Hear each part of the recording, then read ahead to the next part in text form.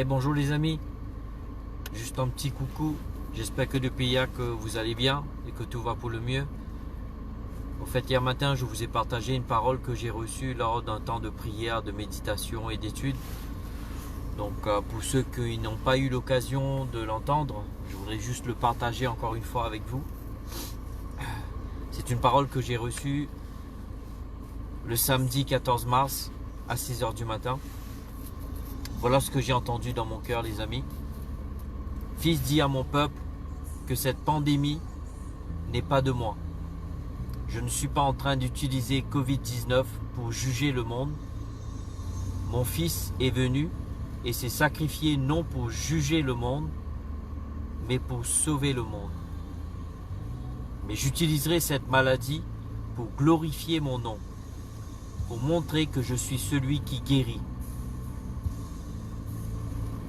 Alors j'attends que mon église se lève pour être la lumière de ce monde, pour être la lueur d'espoir pour ce monde sans espoir. Hey, coucou Fred, j'espère que tu vas bien et que tout va pour lui mon frère. Donc voilà, je voulais juste repartager cette parole comme une parole d'encouragement pour vous, mes amis. Une des choses qui m'a vraiment touché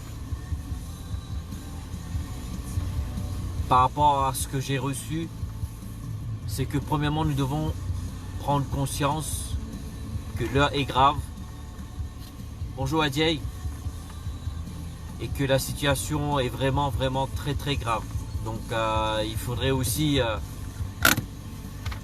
prendre conscience de bien respecter les consignes de confinement, les consignes de sécurité sanitaire. Bien aimé, peu importe où vous êtes, comme vous pouvez constater, maintenant c'est même pas quelque chose de la Chine ni de l'Italie, mais c'est quelque chose au niveau mondial. Donc prenez conscience que c'est dangereux, prenez conscience que vous devez vous protéger. S'il s'avère que vous devez aller travailler, comme moi par exemple, je me retrouve aujourd'hui à Amiens, j'ai dû faire un déplacement professionnel. Et n'oubliez pas de bien respecter la distance de sécurité. Vous lavez les mains et aussi portez des gants et des masques quand vous pouvez. Donc les gants tout le temps, les masques et surtout si vous n'avez pas de gel, avec du savon et de l'eau, ça suffira largement pour vous désinfecter. Donc voilà mes amis, je voulais vraiment vous encourager, peu importe où vous êtes, peu importe dans quel pays vous vous trouvez, donc faites attention, protégez-vous. Mais une chose est sûre, c'est que vous ne devriez pas avoir peur. Ne laissez pas la peur entrer dans votre cœur. En tant qu'enfant de Dieu, la Bible nous encourage à marcher par la foi, à vivre et à agir par la foi. D'ailleurs, plusieurs fois, il est cité dans la Bible, que ce soit dans l'Ancien ou le Nouveau Testament, il est écrit « Ne crains point ». Donc, ne laissez pas la peur envahir votre cœur. Nous ne voulons pas être naïfs, nous ne voulons pas être négligents non plus, encore moins stupides en tant qu'enfants de Dieu, négligés du fait que cette pandémie n'existe pas. Certes, nous sommes conscients que ça existe, certes, nous sommes conscients que c'est réel, mais ce que nous devrions prendre conscience, c'est que notre Dieu est avec nous. Vous savez, une des choses qui m'a touché dans cette parole que j'ai reçue, lorsque le Seigneur m'a dit que cette pandémie ne vient pas de lui. Vous savez, des fois, nous pouvons vivre des situations, nous pouvons expérimenter certaines choses dans notre vie et nous pouvons le tolérer parce que nous disons quelque part dans notre tête, ça vient de Dieu. Mais là, je veux vous dire clairement, bien-aimés, cette pandémie ne vient pas de Dieu. Alors, il n'y a pas de lieu de le tolérer, il n'y a pas de lieu de subir, il n'y a pas lieu à rester à rien faire.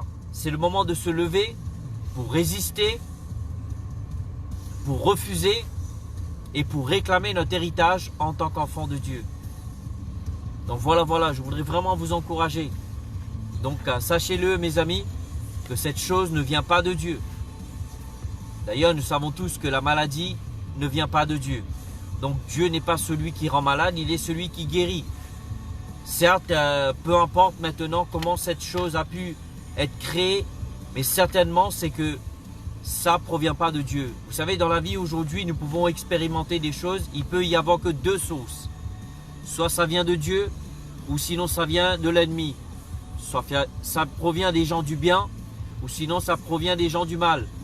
Vous savez, même quand bien même nous avons deux sources, les êtres humains aussi peuvent être influencés soit par Dieu, soit par le mal. Mais peu importe comment nous sommes là aujourd'hui, faisant face à cette situation qui est très très grave. Alors vraiment, je voudrais vous encourager dans la foi. Surtout, joignez-vous à tous les chrétiens dans le monde entier, dans le jeûne et la prière.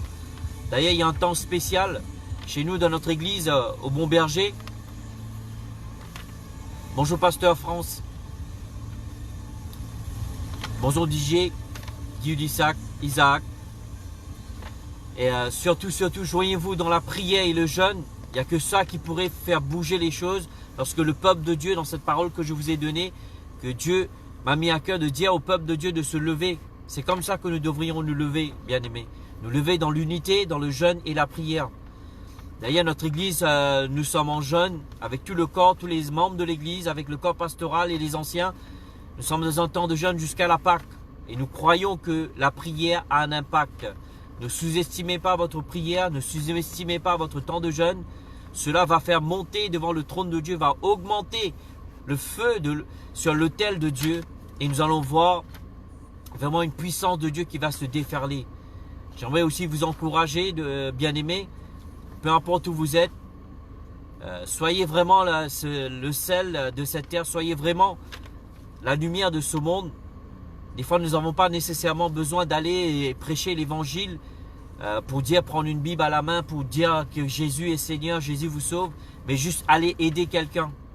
Juste sonner à votre voisin, demandez-leur si ça va, surtout si c'est des personnes âgées.